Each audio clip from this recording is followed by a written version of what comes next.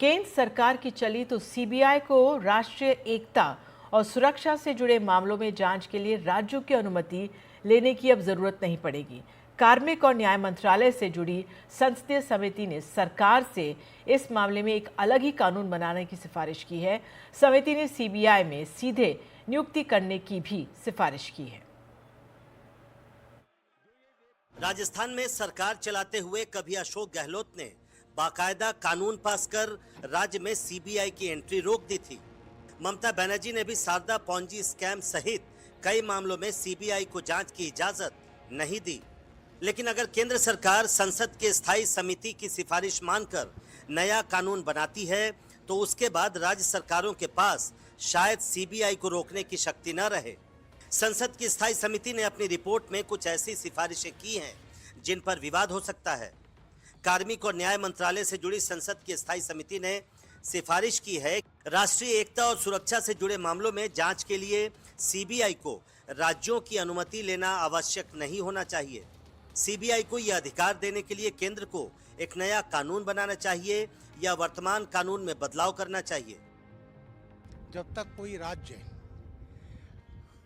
Request नहीं करता central government से, होम से, तब तक कोई इन्वेस्टिगेशन हम नहीं भेज सकते। इसी तरह से वो तभी जा सकता है तो राज्य रेकमेंड करे या हाई कोर्ट या सुप्रीम कोर्ट से आर्डर से हो।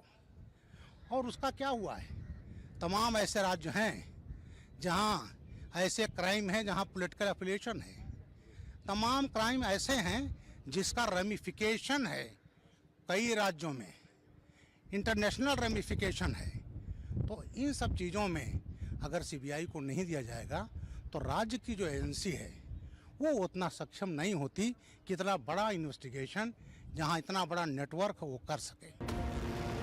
सीबीआई को किसी राज्य में जांच करने के लिए राज्य सरकार की अनुमति की जरूरत होती है।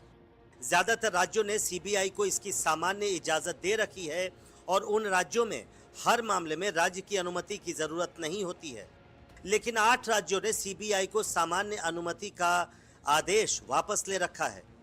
इनमें बंगाल, कर्नाटक, मिजोरम, मेघालय, केरल, झारखंड, तेलंगाना और तमिलनाडु शामिल हैं।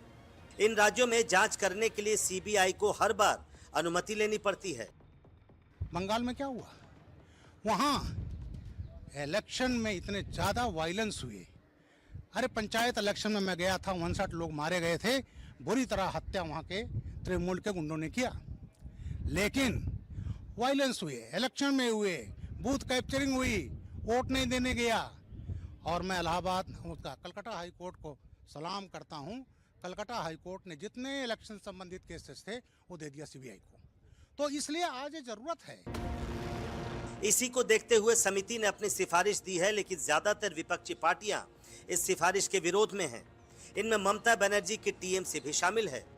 मैं इसके साथ सहमत नहीं हूँ। अगर सीबीआई डायरेक्टली इंक्वायर करेगा तो स्टेट का कोई अधिकार नहीं रहेगा। ये जरूरी है कि सीबीआई स्टेट का परमिशन लेके ही कोई जांच करे। फेडरलिज्म कोई धक्का देने वाली बात कर रहा है वो।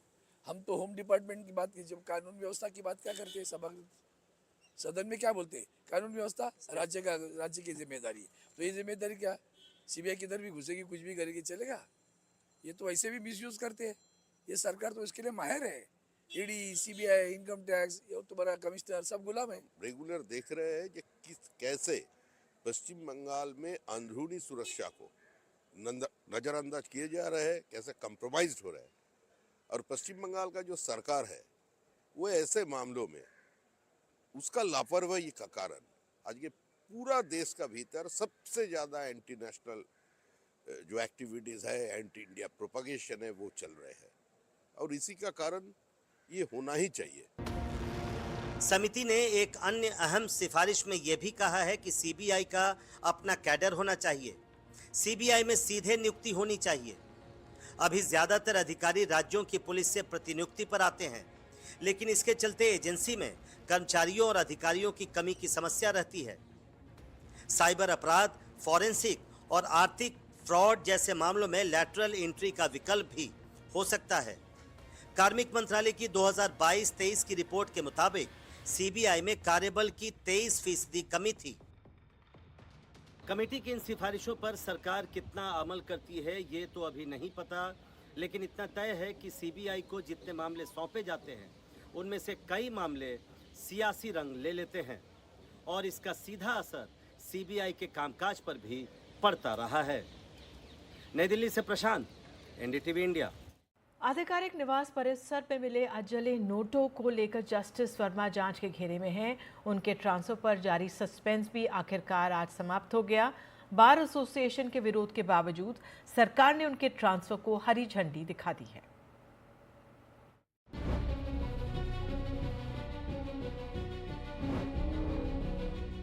घर से अधजले नोटों के बंडल मिलने को लेकर जस्टिस यशवंत वर्मा की मुश्किलों में एक और इजाफा हो गया है। केंद्र सरकार ने उन्हें इलाहाबाद हाईकोर्ट ट्रांसफर करने का नोटिफिकेशन जारी कर दिया। इलाहाबाद हाईकोर्ट बार एसोसिएशन के विरोध के बावजूद सुप्रीम कोर्ट कॉलेजियम ने इसकी सिफारिश की थी। जस्टिस वर्मा के ट्रांसफर के खिलाफ इलाहाबाद हाईकोर्ट में आज चौथे दिन भी हड़ताल जारी रहा। इसके चलते न्यायिक काम पूरी तरह ठप पड़ गया। बार एसोसिएशन के मुताबिक इलाहाबाद हाईकोर्ट कूड़ेदान नहीं है और किसी भी हालत में भ्रष्टाचार में लिप्त व्यक्ति को यहाँ नहीं आने देंगे।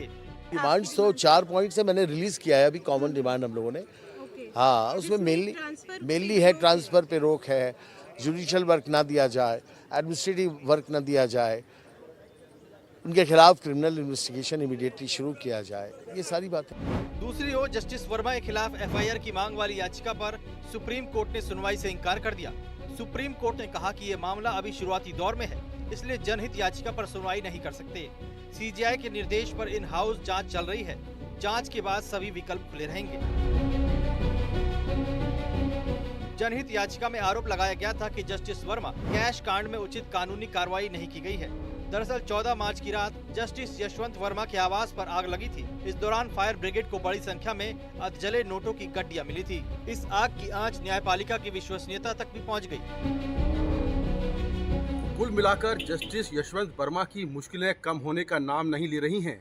अब देखना होगा कि सुप्रीम कोर्ट की कमेटी की जांच में क्या कुछ निकलता है और उसके बाद क्या कार्रवाई होती है। नई दिल्ली से Mukesh Singh Sengar, NDTV India. London के ऑक्सफोर्ड यूनिवर्सिटी में पश्चिम बंगाल की मुख्यमंत्री ममता बनर्जी के भाषण के दौरान जमकर हंगामा हुआ। टीएमसी ने इस घटना की निंदा की है तो बीजेपी ने कहा है कि वो विदेश में जाकर देश की छवि खराब कर रही है।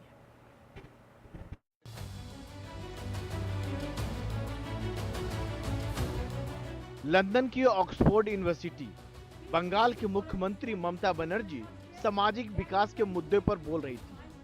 तभी हाथों में तख्तियां लेकर प्रदर्शनकारियों ने बंगाल में हिंसा और कानून व्यवस्था जैसे कई मामले उठाए। हालांकि ममता बनर्जी ने हालात को संभालते हुए प्रदर्शनकारियों को जवाब दिया। Please don't do politics here. It is not a political state. That you can do it with me in my state, not here. लेकिन विदेश में ममता बनर्जी के प्रोग्राम में जैसा हंगामा किया गया उससे टीएमसी खासी नाराज है, लेकिन बीजेपी को इसमें कुछ भी गलत नहीं लगता। मैं निंदा करता हूँ। I strongly condemn this demonstration made on foreign soil. If it was in West Bengal, we would have given a reply. Terrorist जैसे काम करती है ममता बंदोपाध्याय, ऐसे काम कर रहे हैं। देश का खिलाफ बोलना उसका आदत हो गया। वो मानसिक रूप से जय बांग्ला बोलती है, बांग्लादेश का सपोर्ट करते हैं, जितने सारे भारत का खिलाफ जाते उसके साथ हाथ मिलाती है। वैसे विरोध अपनी जगह है, पर देश की बात पर विदेश में हंगामा वो भी अपने नेता के साथ दिखाता है कि भारत में राजनीति का स्तर कहां पहुंच गया है। यह सच है कि देश के अंदरूनी मामले को लेकर बाहर चर्चा से बचना चाहिए, लेकिन इस मान्यता पर किसी ने अमल नहीं किया। यही वजह है कि मोदी हो या राहुल या फिर ममता, ऐसे विवाद उठते रहेंगे। नई दिल्ली से राजीव रंजन, एनडीटीवी इंडिया।